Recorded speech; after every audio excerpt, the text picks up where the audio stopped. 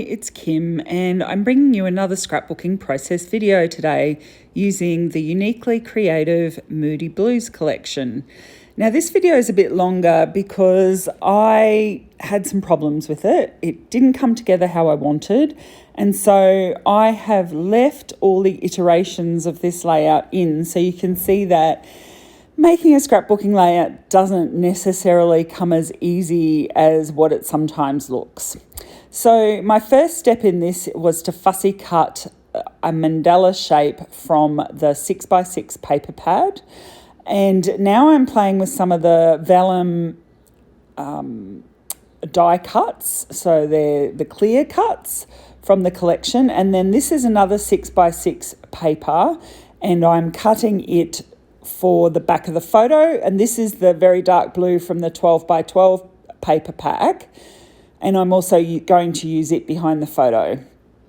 So that all looks like it's going fine. Now, the background of this layout, I've chosen to use a heavy mixed media cardstock. This is the Vicky Bouton Foundations paper. That's because I'm going to do quite a heavy mixed media background for this layout. So you can see I'm just mapping out what I'm thinking I'm going to do, and I'm doing that because I will mark roughly where the items are so that I can put a painted background, and then I'm going to use texture pastes and stuff as well. So I'm just going to sort of lay out the foundation of the layout, which does stay the same throughout the various iterations. And then I will go about working on my mixed media. So this is the laser cut chipboard that comes with the collection. I must say I really like this chipboard. It's white, it's very easy to paint. It's also very fine and very lightweight. So there you go. You can see that I've got a few butterflies. The photo is a photo of us, my family, all together at Mother's Day last year. And I hadn't scrapbooked this particular photo yet, so I wanted to document it. Okay, so I've marked out the spots where I want to, where I'm basically going to put the layout. And now I'm using a watercolour paint in a very dark purple, because although this is a blue collection, there is a bit of a purpley tone to some of the clear cut florals. And so I'm trying to pull out that purpley tone so that this is not just a monochromatic blue layout.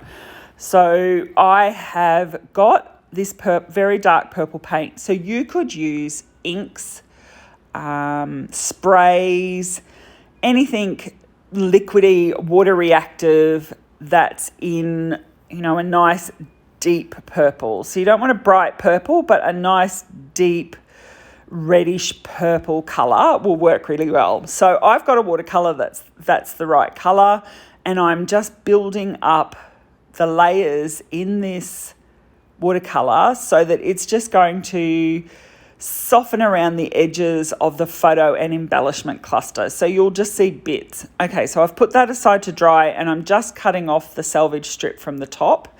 It is handy to keep that on until you do your first layer of mixed media if you are using the foundations paper, because that makes sure it makes sure that you know which side is the right side, because with this particular cardstock, it does have a right side and a wrong side. So the right side will work better with paints and water reactive medias than the wrong side, because the right side has a coating on it.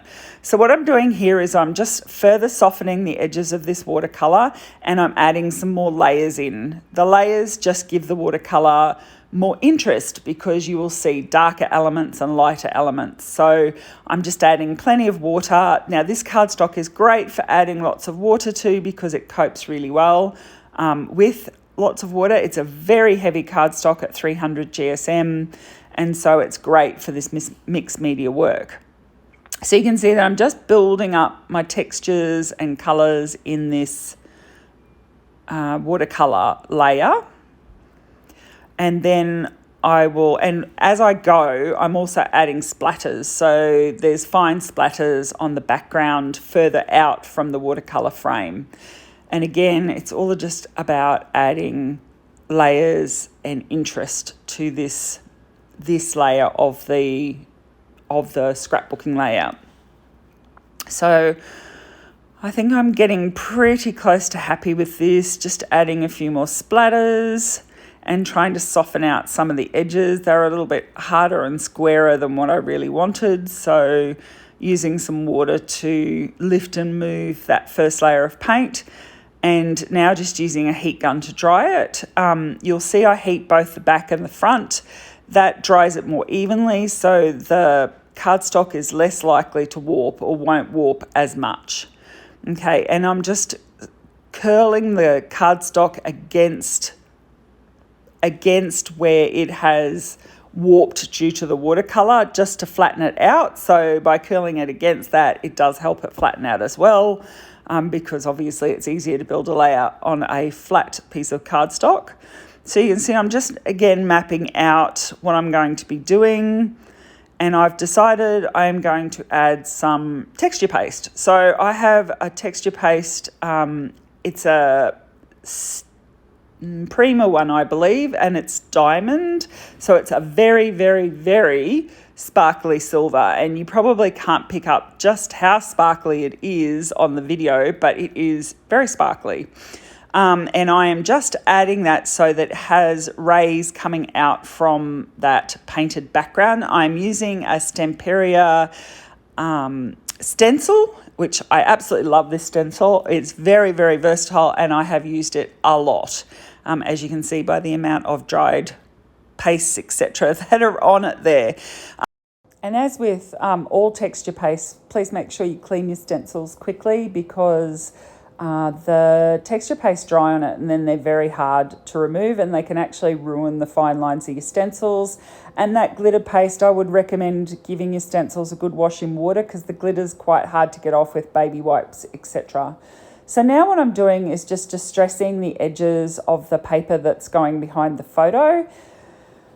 And excuse me, you will see I'm just using my normal Kitty's craft foam. It's adhesive on one side and not adhesive on the other, so I just use my wet glue. My wet glue of choice is Art Glitter Glue. I really like it. It's quite strong, dries completely clear, and is non-tacky when it's dry, so it is definitely my glue of choice. I'm just putting my mandala that I fussy cut out in that top corner, and then I'm going to adhere down my photo. So I've just got one layer of the craft foam in there. I do like this craft foam because it is really light.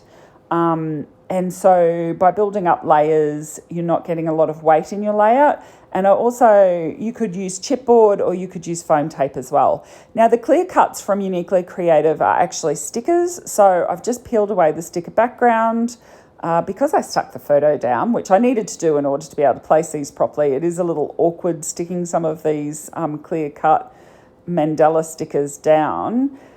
So they're quite pretty because they're translucent, because they are a vellum sticker. So you can see the background through the sticker, which is really nice. So this is the floral. I'm just peeling off the back of the floral cluster here. And this floral cluster is what has the purpley tint on it. So you can see that there as I stick it down, that it has touches of that really deep purple in it. And that's why I went with the purple in the paint in the background. So just sticking down another mandala sticker there, just peeling up the edge of the floral because I want that to be over the mandala. And that's stuck down. And then I have another mandala, another floral cluster to go in this corner. And that's the title there, which I'm looking to use. So mandala up there. And once you get the edge coming away on the stickers, they're quite easy to stick down. They can be a little bit difficult to get the back off. And if you don't realise they're stickers, you may stick them down with the backing on them, but they are definitely stickers. So just peeling off, peeling off this backing on another sticker. It's taking me a little bit to find that. And then I will stick that down. So one of the butterflies, then a mandala in the corner here, and then another floral cluster. It's just making sure you get everything in the right place, because you don't want to be peeling up a sticker once you've stuck it down, because obviously you risk ripping your background, and you also are removing the tack from the back of the sticker. So that's my stickers down. I do have a couple of more butterflies to go up in the top, but I'm not sure if I'm going to put those on now. Okay, so I have in the clear cut die cuts, there are a whole heap of little leaves and branches. So I'm just adding some of those to the various clusters. So I'm adding some extra leaves, and this is a branch of flowers. So I'm just putting that in. It's just adding some extra dimension around the edge of the photo. Add my butterflies up here. Now I accidentally tore off my antenna of that butterfly when I peeled the background off, but you can just lightly draw those in with a pen if they do happen to come off. The second one came off fine, so I'm not sure what happened with the first one, but they're stuck on up there. And now I'm just looking at where my title will go, and I've decided to get another piece from the chipboard, which is like a flourish, and I'm going to sit that below the title. Now, I think that it was looking okay at this point, and then I decided to paint these, just sticking a couple of more stickers down. So I went with painting these a really dark, shiny blue colour, and you'll see when that is painted that I don't quite know actually what I was thinking here.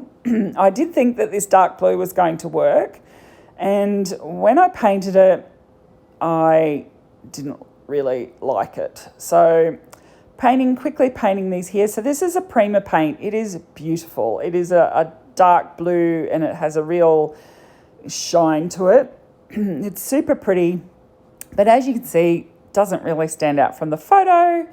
And I don't know, I just didn't, and even though it's the same blue that's in the butterflies, I just didn't like it.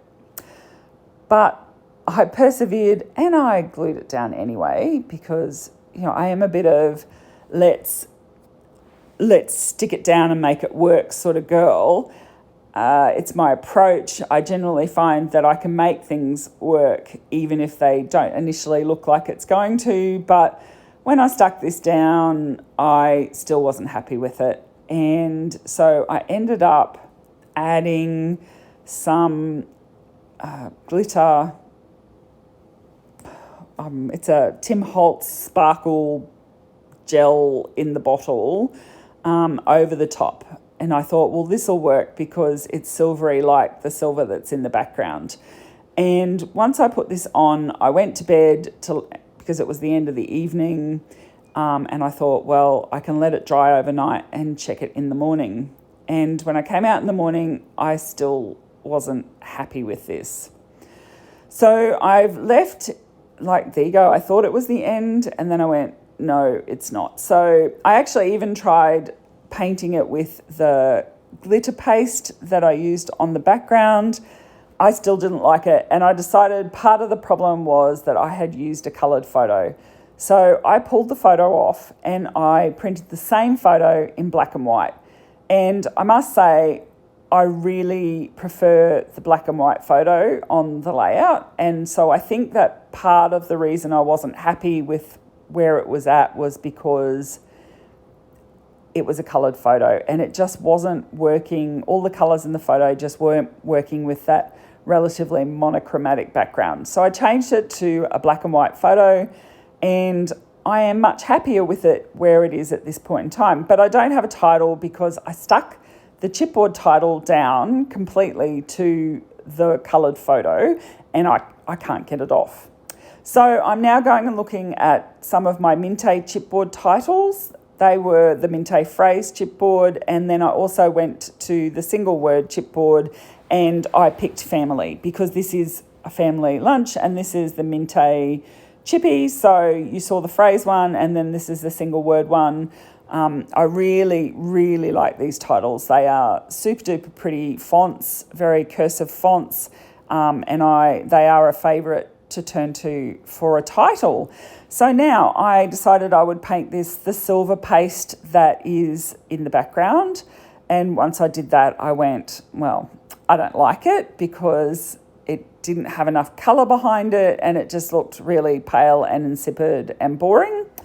So you're going to see me busily paint family with the silver paste. So I don't know if you knew, but you can actually use your pastes as paint and just get a paintbrush and pick it up and paint it on, and it works really well. This would have worked a lot better if I had painted underneath it before I painted with the silver, but I can show you how to fix that. So if you have some of these coloured pastes, they can give you a really beautiful effect on a title or on any other part of your layout to give a painted textural type effect. And it is super pretty and it works super well. So if you didn't know that, there's another use for your texture pastes, particularly the coloured ones. So I've painted this silver and then I am going to let it dry. And as I said, I'm still not happy with it. I was really struggling with this layout. I went back and forth so many times. So anyway, I decided it needed to be purple. I have some some sprays in my collection. I had a dark purple and then I had a lighter purple. The spray on my lighter purple wasn't working, so I sprayed that dark burgundy purple on first, and then I used the end of the spray pump on my lighter purple to paint some of that on. And once it dried, it was this really pretty sparkly purple. So it didn't matter that I hadn't painted the word first. It still worked by spraying over the silver. So there's a tip. If you don't like the paste when you put it on, you can spray over the top of it. And then I was really happy. This turned out a beautiful variegated purpley sparkly title, which you can't see hugely clearly, but hopefully you'll see better in the close-up photos at the end. And I am more happy with this layout. And now I'm just going to stick on some little coloured balls. So in this collection, Uniquely Creative also released all these little glass balls, and I'm just sticking a few of these on this layout in various spots. So I'm just putting down dots of glue, and then I'm going to pick the little beads up with my finger, which would probably be easier if I hadn't broken my jewel picking up tool. Not quite sure what the technical name for that is, but my finger worked reasonably well with these.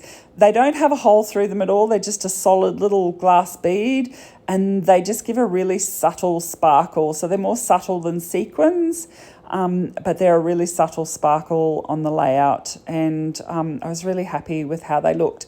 Now, when you get to the close-up photos, you will see that I have made yet a further change to this layout, and that I cut away the bottom of the layout. Once all this was dry, I cut away the bottom of the layout and put navy blue behind it, and I put a strip of navy blue across the top. It's a bit hard to see on the black background with these close-up photos, but I wanted to add some navy at the top and bottom to frame this layout. So you can see there how pretty that title is. Really like it. And you can see how the purples and blues all blend together so beautifully. And I think that the navy strip at the top and bottom really worked well for this layout in the end. And so finally, I was happy. I hope you enjoyed seeing that scrapbooking is not necessarily always easy, even if you're a creator on YouTube. If you did, please press like, and I'd love if you subscribed. See you again soon. Bye.